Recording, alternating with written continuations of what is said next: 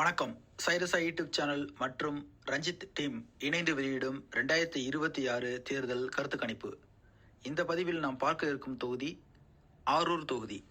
இந்த தொகுதியில் உள்ளடக்கிய பகுதிகள் பாப்பிரெட்டிப்பட்டி வட்டத்தின் சில பகுதிகள், பட்டுக்கோணாம்பட்டி, நச்சிக்குட்டி, நடுப்பட்டி, எலந்தை, சூட்டப்பட்டி, மஞ்சவாடி, சின்ன மஞ்சவாடி, கோம்பூர், தேவராஜபாளையம், பறையப்பட்டி, ஜம்மனஅள்ளி, அண்ணாமலை அள்ளி போன்ற பகுதிகளாகும். இந்த சட்டமன்ற தொகுதியில் இதுவரை நடந்து முடிந்த தேர்தல்களில் கிட்டத்தட்ட 4 முறை அதிமுக வென்றுள்ளது.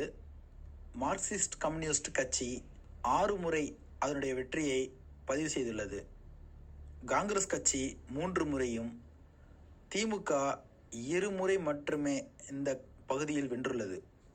கடந்த 2021 சட்டமன்ற தேர்தலில் அதிமுகவை சார்ந்த சம்பத்குமார் அவர்கள் 99,061 வாக்குகளை பெற்றுள்ளது.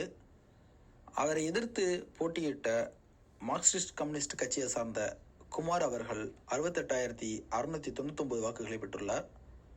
அவர் 34.99% அடிப்படையில் வாக்குகளை பெற்றுள்ளார்.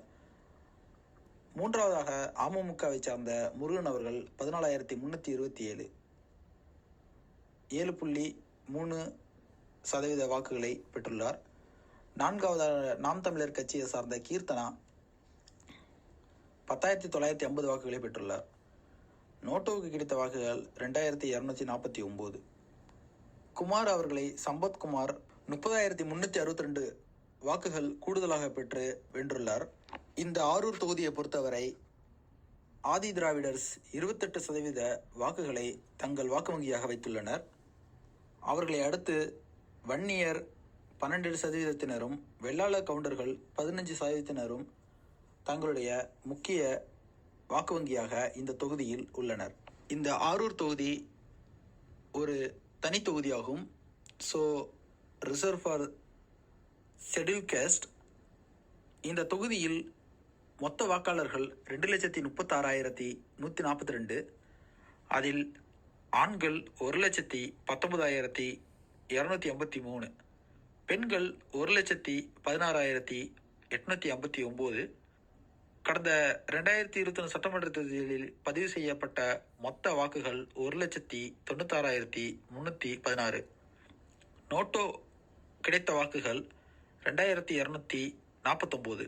தற்பொழுது 2026 சட்டமன்ற தேர்தலின் கருத்து கணிப்பு முடிவுகளை பார்க்கலாம். இதில் முதல் இடத்தில் மக்களின் ஆதரவை பெற்று 31% ஆதரவுடன் தமிழக வெற்றிக் கழகம் உள்ளது. இரண்டாவதாக திமுக 29% மக்களின் ஆதரவை பெற்றுள்ளது. மூன்றாவதாக அதிமுக 28% ஆதரவை பெற்றுள்ளது. நான்காவது இடத்தில் நாம் தமிழர் கட்சி 8% ஆதரவை பெற்றுள்ளது. இதர கட்சிகளுக்கு மக்கள் ஆதரவாக 5% கொடுத்துள்ளனர். மீண்டும் மற்றொரு தொகுதியை அடுத்த பதிவில் பார்க்கலாம். அதுவரை காத்திருங்கள். உங்களது கருத்துக்களை கமெண்ட் பாக்ஸில் தெரிவியுங்கள். நன்றி, வணக்கம்.